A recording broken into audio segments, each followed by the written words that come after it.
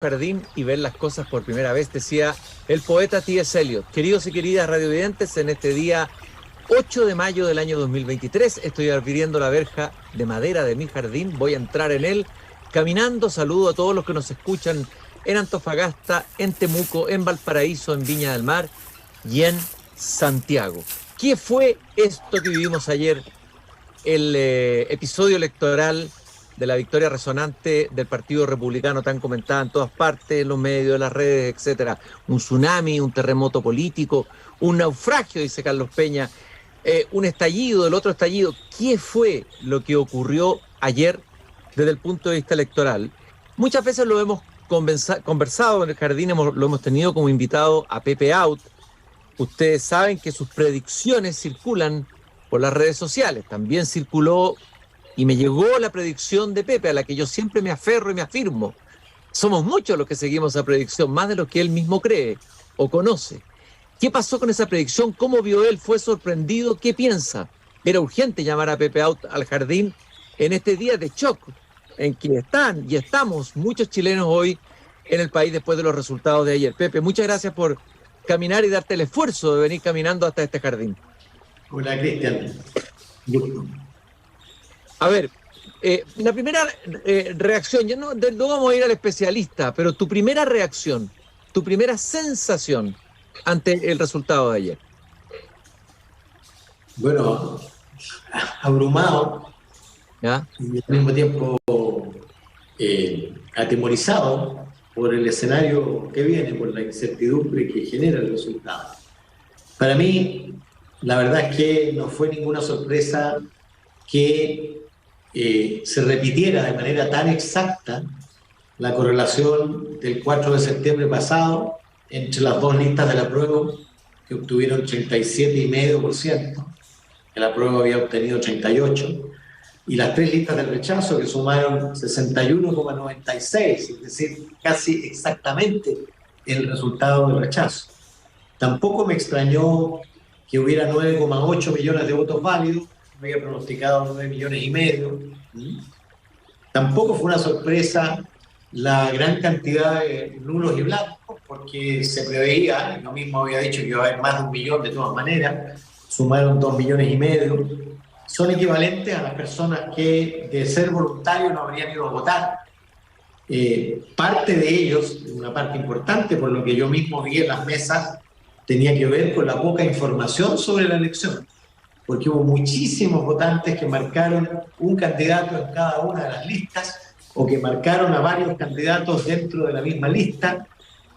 Por supuesto, hay algunos nulos que tienen que ver con el retiro y otros que tienen que ver con la decisión política de boicotear el proceso, pero mayoritariamente diría yo que se trata de electores que, de haber sido voluntaria la votación, no habrían participado.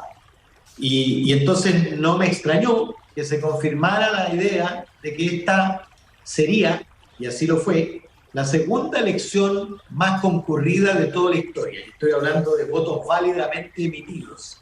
1,6 millones más que la segunda vuelta presidencial entre Boric y Kast, que es la que tenía el segundo récord, detrás, por supuesto, del plebiscito, pero creo yo que pasarán décadas antes que se repita una participación como la del plebiscito, que tuvo una inédita campaña de más de 1 año y medio, un protagonista exclusivo que fue la convención, cubierto por todos los medios durante más de 1 año, al punto que la conversación llegó a todos los hogares y en una decisión que era simple, apruebo o rechazo. Decisiones binarias siempre tienen mucho menos nulos y blancos que las elecciones de opciones múltiples. La gente abría la papeleta y se encontraba con 20 nombres, muchos de los cuales le eran desconocidos, o 30 nombres en el caso de la metropolitana y las otras 3 grandes regiones. Entonces, lo único verdaderamente sorprendente para mí fue el cambio de correlación entre republicanos y Chile Vamos. Yo esperaba algo parecido, pero al revés. Y esperaba, claro, que entre ambos se acercaran al 50% de los votos, superaron con largueza. Si tú sumas el 35% republicanos más el 21% te da 56%, es decir, la más alta votación de la historia obtenida por partidos identificados con la derecha. Ahora, por primera vez hay una elección verdaderamente universal, es decir, que compromete a todos los mayores de 18 años con un nivel de participación inédito, lo que significa, lo que la distingue de las otras elecciones, que aunque eran obligatorias solo para aquellos que estaban inscritos. Ahora está votando el padrón entero. Por lo tanto, vota gente que no tiene adscripción ideológica, que no tiene identificación política, probablemente que no sigue las noticias necesariamente, ni menos todavía los programas políticos, y entonces ve la política desde sus urgencias y preocupaciones cotidianas. Y la principal preocupación y urgencia cotidiana que abruma a los chilenos hoy día es la inseguridad. Y yo creo que eso es lo que los chilenos le pasaron la cuenta al gobierno. Y no está tan lejos tampoco el resultado de los niveles de aprobación y desaprobación al gobierno. Fíjate que los partidos oficialistas sumaron 33% de los votos. Muy parecido a la relación entre aprobación y desaprobación, que es exactamente 33-67. Oye, Pepe, tú habías dicho que Republicanos iba a tener 20 y tuvieron 35, es decir, fue de verdad una sorpresa. Digo, para ti, o sea, ¿en qué momento crecen a tal velocidad? ¿Se sabía o se sentía, o tú lo habías dicho, va a ser el partido más votado, tú lo dijiste en varias entrevistas? Pero obtener un 35% de los votos es algo, no digo brutal, colosal, desmesurado, ¿o no? En un es una marea. El único precedente es el del año 65. La democracia cristiana. La democracia cristiana, después que ganó Frei Montalva y fue a la primera elección parlamentaria, obtuvo 40% de los votos y 83 diputados de los 149. Este es la segunda marea gris, no sé qué color tendrá, pero es una marea. Y creo que se debe a varios factores. El primero es el alza desmesurada y el punto de inflexión que representó en esa alza de la demanda de orden los asesinatos de la sargento Olivares y los que le siguieron. Es decir, la demanda de orden se disparó. Y por supuesto, Kast representó la demanda de orden hace muy poco, en la elección presidencial pasada, la segunda vuelta. Y entonces, como Kast era el candidato en los hechos en cada una de las 16 regiones, la gente votó a Kast. Y la segunda razón es el desmoronamiento, yo diría naufragio definitivo del Partido de la Gente. Ese electorado que era fuerte justamente en los nuevos votantes se desplazó masivamente a la opción republicana, resultando electos con altas mayorías personas que eran virtualmente desconocidas para la opinión pública. Lo que te dice que la gente votó por la marca republicana o por el rostro del único candidato realmente existente, que era José Antonio Kast en cada una de las regiones. El fenómeno del profesor Silva en la metropolitana está muy vinculada a su relación con Kast, que era claramente el candidato de Kast. Y yo creo que desde ese punto de vista es un avance muy significativo de la opción de liderazgo presidencial que tiene José Antonio Kast. Oye, Pepe, ahora hay que reconocer que el Partido Republicano ha hecho un trabajo político extremadamente interesante. Es decir, Kast ha recorrido el país entero. Yo viajo mucho porque tengo que viajar entre el sur y acá, y cada vez que viajo al aeropuerto me encuentro con Kast. Es algo increíble. Te estoy diciendo esto hace más de un año. Imagínate, yo me encuentro por azar y ¿a dónde va? Voy a La Serena. ¿A dónde va? Voy a Puerto Montt. O sea, ha hecho un trabajo de preparación de cuadros. O sea, el tipo hizo una reflexión después de la derrota ante Boric. Y también el relato que uno le escuchó anoche da cuenta que ya hay una reflexión. ¿Cómo lo ves tú, digamos, los méritos propios del trabajo político que ha hecho el Partido Republicano? No, comparto tu reflexión. Nunca los resultados son inmerecidos, Ujú. nunca. Siempre tienen un precedente, una explicación. Nunca te sacas la lotería en política. ¿Ah? Y si el partido de Kast logra conseguir el 35% de los votos, es efectivamente porque después de perder la segunda vuelta con 44% de los votos, no paró de recorrer Chile y cada una de sus comunas, mientras nadie lo veía en los medios de comunicación.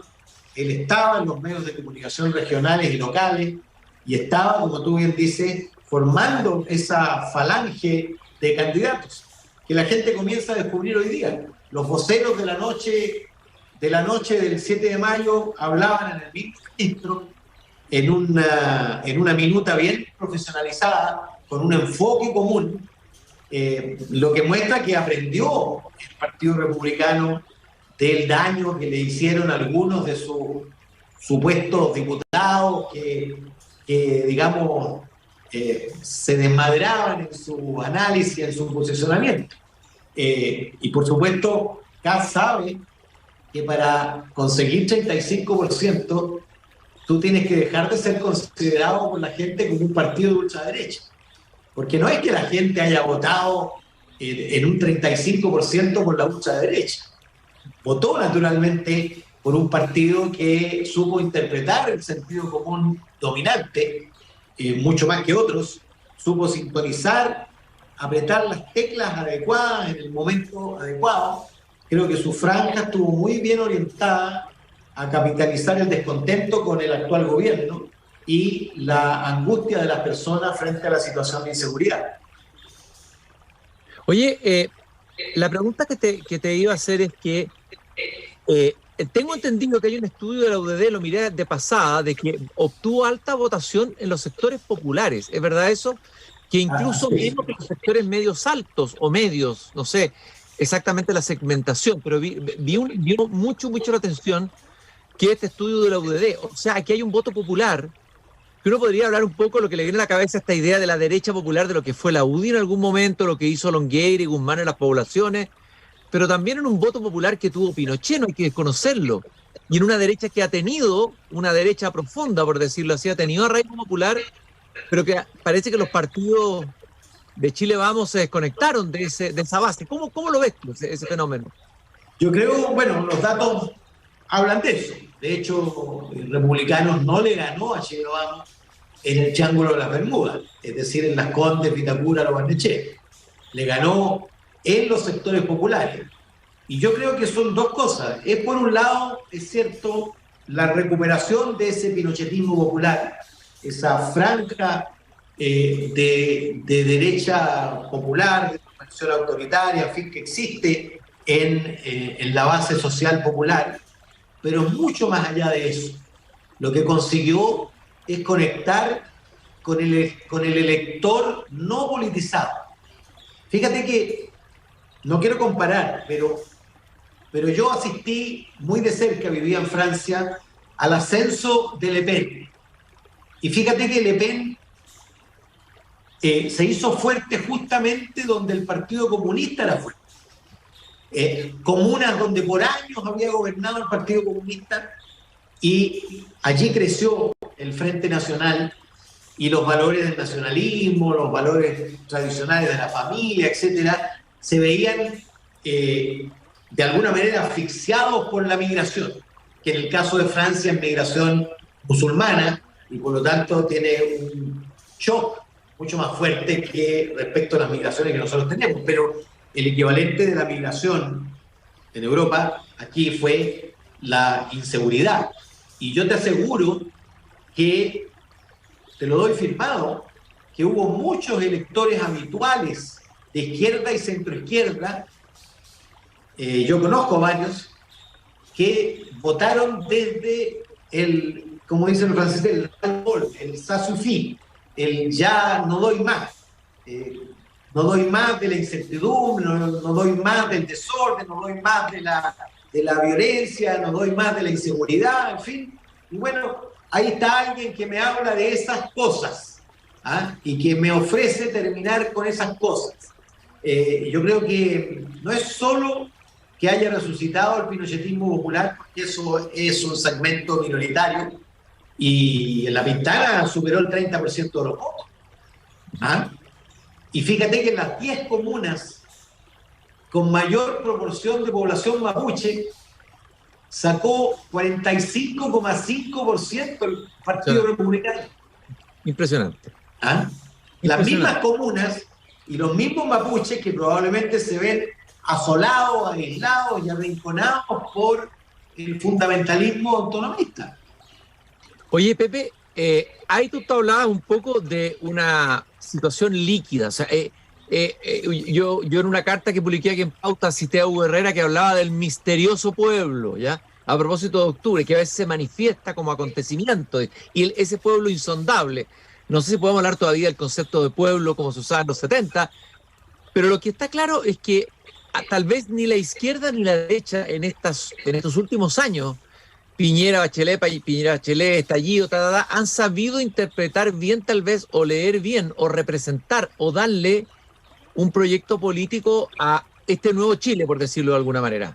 Las nuevas clases medias no han habido. La izquierda ha dado una lectura sobre ideologizada tal vez, y la derecha no, ahora parecía un sector tener claro que había que hacer reforma un poco tarde, pero en fin.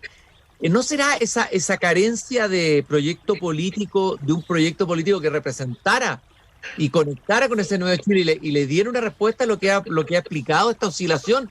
Pues que estamos en los tiempos líquidos y esto es así en todo el mundo. ¿Cuál es tu mirada? Lo que pasa, Cristian, es que la sociedad hoy día está muchísimo más fragmentada que antes.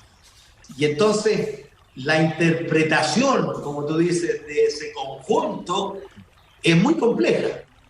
Y eso hace que las mayorías sean muy frágiles, extremadamente frágiles. Y la alternativa de construir mayorías sumando minorías, que es lo que hizo la convención, es una alternativa inválida. ¿Ah?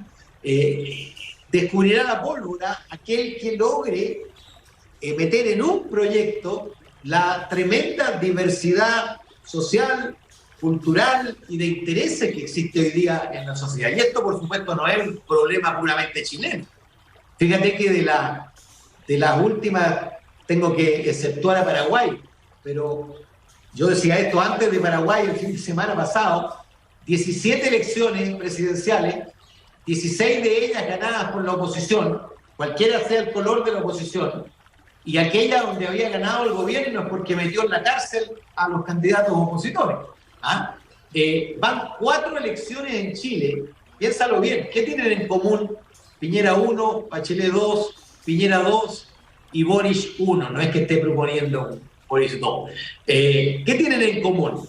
No es el mismo género, no es la misma generación política, no es el mismo sector político, pero los 4 eran candidatos de la oposición. Está casi establecida como una constante la alternancia.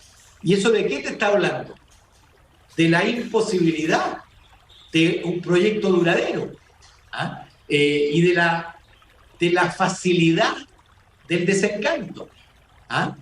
Y también de la facilidad del encanto, por supuesto, pero cuando el encanto es fácil, el desencanto es todavía más fácil. Si todo lo sólido se está desvaneciendo en el aire permanentemente, si todo es líquido, como decía Bauman, ¿cómo hacer política en tiempos así? Porque es más fácil ser oposición y es más difícil ser gobierno. ¿Cómo gobernar? ¿Cómo hacer política? ¿Cómo plantearse en un escenario así la política de las décadas que viene, digamos, tanto para la izquierda y la derecha? Obviamente la pregunta. Sí, pues mira, no solo es más fácil ser oposición, sino que es más fácil ser antisistema.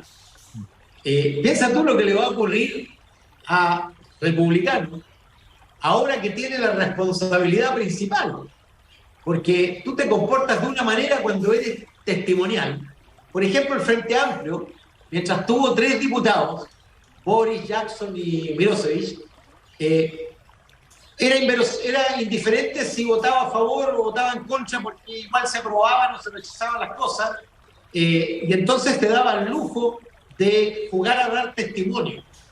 Pero cuando eligió 20 diputados, ya no podía darse ese lujo, porque si votaba en contra de la ley que favorecía a las trabajadoras de casa particular, por ejemplo, ley muy anhelada por ellas, pero si votaba en contra, como lo dijo Boric, porque no establecía exactamente los mismos derechos que el resto de los trabajadores, esa ley habría sido rechazada. Se pudo dar el lujo cuando eran 3, ya no podía darse el lujo cuando eran 20, y ahora que están en el gobierno, por supuesto, muchísimo menos. En consecuencia, lo mismo le va a pasar a Republicano. La pregunta es, ¿podrá seguir manteniendo su frescor, su capitalización del descontento cuando esté a cargo de las soluciones, o sea, parte de las soluciones? ¿Seguirá jugando a ponerse en el campo del rechazo, o concurrirá a articular una propuesta de mayoría que sea aceptable por el 60-65% de los chilenos? Es una disyuntiva muy fuerte, pero que tiene que ver con la viabilidad de Kast como alternativa presidencial, porque a la hora de los que hubo, obviamente, la gente también vota por quien da gobernabilidad y deja de votar por aquel que no la da. Ahora, si tuviera respuesta clara a la pregunta que tú planteabas, habría, claro que tengo 10 años de más, pero habría liderado esa articulación.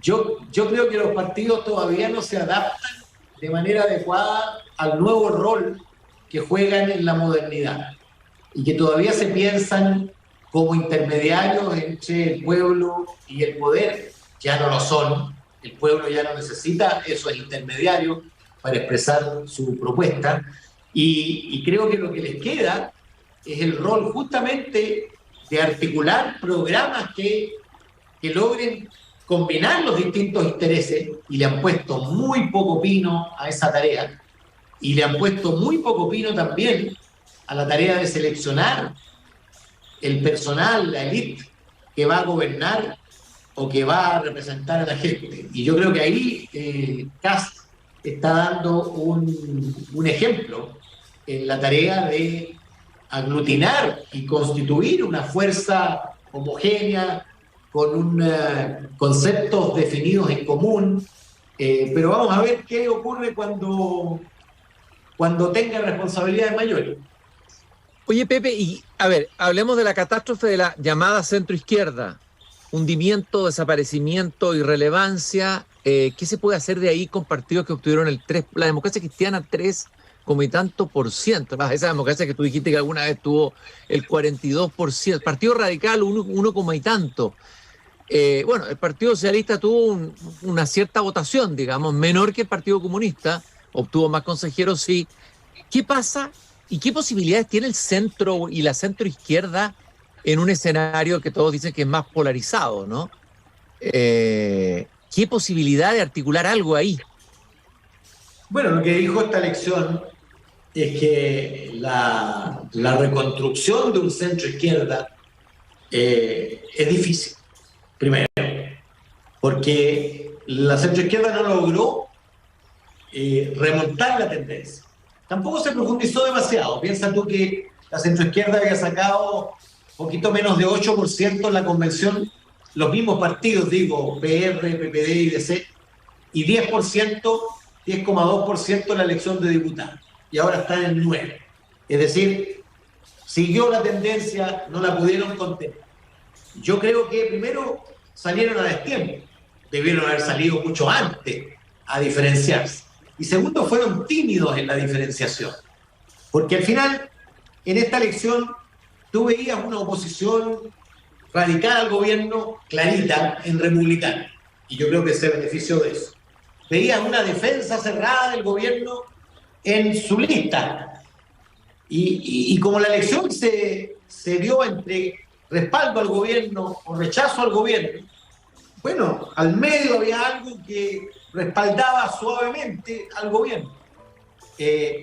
Y en esas ocasiones, yo creo que tiene razón Chausson en una de las cosas que dice, que así como el resultado de ayer estuvo muy determinado por el apruebo o rechazo del 4 de septiembre, el resultado de la lista de centroizquierda estuvo muy vinculado a su comportamiento en la campaña para rechazar o aprobar la Constitución.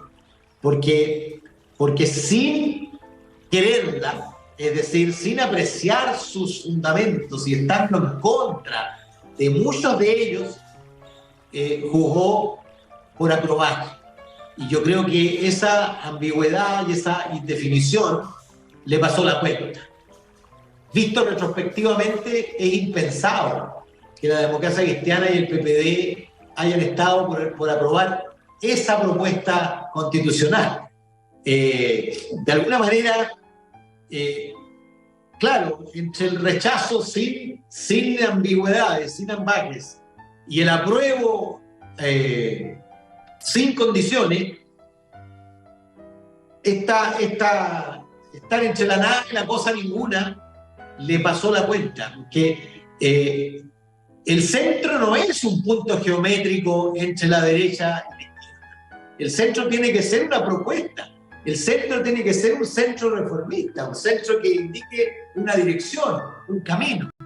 Yo creo que aquí eso todavía no se ha afirmado con la fuerza que corresponde. Yo espero que sí lo haga y que haya la confluencia necesaria, porque nosotros tenemos además un nivel de fragmentación que es el que tú describes. O sea, oye, el primer partido tiene 35% y el segundo le sigue con 9%.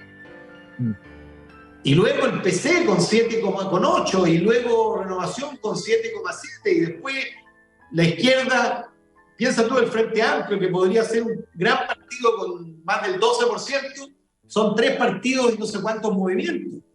O la socialdemocracia, que está dispersa en varios partidos. En fin, yo creo que todavía estamos muy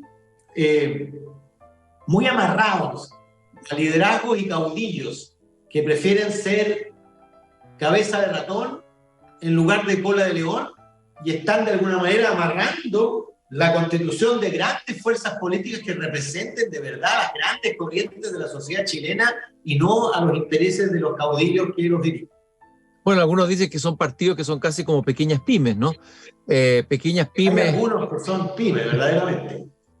Se me quedó preguntarte, pero así tal vez en una pregunta muy breve, ¿cómo asimila o debe asimilar el presidente Boric esta derrota? Que se autoinfligieron además por iniciar un segundo proceso constitucional, ¿cómo debe asimilarla? Si es que puede asimilarla, digamos. Bueno, yo creo que lo que ocurrió ayer es solo la confirmación de lo que ya había ocurrido. ¿Y qué es lo que había ocurrido? Había ocurrido que el programa y el discurso que acompaña ese programa había sido rechazado por la mayoría de la sociedad. El programa y el discurso asociado estaban en línea con la propuesta, como dijo Jackson, con la propuesta que rechazó el país por 62%. E incluso dentro de ese 38% hubo muchos que votaron para reformarla luego. En consecuencia, el gobierno se puso en minoría social, no solo en minoría política, el 5 de septiembre pasado. Y ha navegado en un proceso de mutación en curso, porque el gobierno de hoy no es el mismo gobierno de agosto, septiembre del año pasado. Es un gobierno que está mutando, sin duda. Y yo creo que esto va a reforzar ese proceso de mutación. La pregunta es si la coalición dura que lo sostiene va a resistir esa mutación, la va a acompañar. Porque lo que le está ocurriendo al gobierno es que el gobierno de pronto toma una decisión y no puede capitalizar los efectos de esa decisión porque tiene a su coalición dura hablando contra esa decisión. O sea, la imagen del presidente del partido del presidente afuera, mientras se está votando la señal de reforzamiento a la fuerza policial, el presidente del partido del presidente está asimilando esa decisión a un regreso del fascismo. Y eso naturalmente anula el efecto de la búsqueda de sintonía del presidente Boris con las preocupaciones mayoritarias de la población. Pepe Out, aquí en Desde el Jardín. Muchas gracias, Pepe, por habernos acompañado esta tarde, iluminando algunos aspectos de este escenario todavía, para algunos me imagino que será postraumático, para otros producirá perplejidad, bueno, otros debe producir júbilo. No cabe duda que la jornada electoral de ayer removió la escena y se requiere pensamiento político con espesor, capacidad de análisis, hermenéutica fina, para no, en cada uno de los sectores, digamos, para no equivocarse en las decisiones que hay que tomar en las próximas semanas. Y yo creo que esta conversación ha dado algunas luces muy interesantes sobre aquello. Sí, Pepe, ¿querías agregar algo? Pepe, una sola frase para terminar. Estuvimos varias décadas donde todas las elecciones se explicaron por el clivaje del sí y el no. Esta es la primera elección que se explica por el clivaje apruebo o rechazo. La pregunta del millón es si este nuevo clivaje reemplazará de manera futura al clivaje que dominó la política por varias décadas. Esa es la interrogante principal. Esa es una pregunta casi ontológica, heideggeriana en términos políticos, ¿por qué el ser? Nada, es una gran pregunta que Pepe Out ha lanzado al final del programa. Muchas gracias, Pepe, por habernos acompañado. Les recuerdo a todos ustedes que también el Grupo Viva está con nosotros Desde el Jardín, comprometido con la sostenibilidad en los barrios y la cultura al interior de la empresa, y también Fundación Irarrázaval. Conversamos todas las semanas con los profesores de Chile. Mañana nos encontramos nuevamente aquí en pauta.cl y en Pauta y en Desde el Jardín. Hasta mañana. Es hora de cerrar la verja de madera del jardín. Pero Christian Warnken la volverá a abrir todos los días de lunes a viernes a las 20 horas en Radio Pauta, cuando comience de nuevo Desde el Jardín. Una presentación de Fundación Irarrázaval, desde 1920, al servicio de la educación, humanismo y técnica. Y Grupo Viva, promoviendo la sostenibilidad en la empresa y los barrios.